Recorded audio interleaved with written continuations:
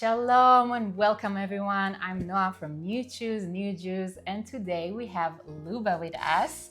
So thank you so much, Lubba. How are you doing? Thank you. Good. Thank you. So if you can please tell us a little bit about your background. Sure. So I grew up in France to a Russian mother and a German father. My family is not Jewish as far as I know. My grandfather ended up being a police officer for the Nazi government. Whoa. Yeah, it was crazy to think about. Wow. It wasn't ideological, like he didn't have an ideological reason to do so.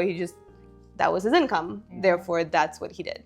My father was always very intense about teaching us about the Holocaust and making sure, we know about it. And never again was very much part of his thought process and of his life and of his teaching to us. So I grew up with a lot of that.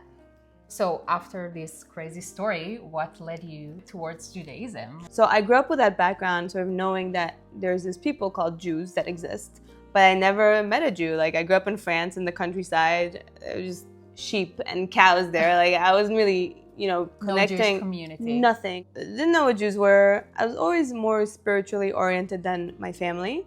And I was looking at different things. I went to church once or twice. Looked at Buddhism a little bit, just sort of tried to find something that I could connect to. Couldn't really find anything for a long time, so I figured I'd just never get into organized religion. But in any case, I lived in Florida. I met a guy, and he's Orthodox. I went to Chabad with him, but not necessarily because I was connected to Judaism. I was just like, my boyfriend goes to Chabad, so I'm gonna go to Chabad, like I want to hang out with him. It was interesting, but I was like, okay, whatever. A nice culture. Yeah, not really so interested.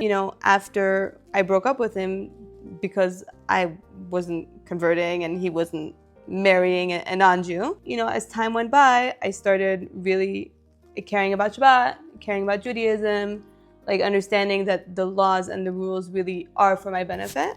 And then in 2018, I moved to New York. And I said, you know what? I'm going to start keeping parts of Shabbat. I'm like, let's try this for real. Because if I try Shabbat and I really don't like it, and it's like one of the pillars of Judaism, I'll know this is not for me. Right. So it was like the first thing that I really tried doing. Then it progressed eventually to me applying to convert in New York and then finishing my conversion in August of 2020.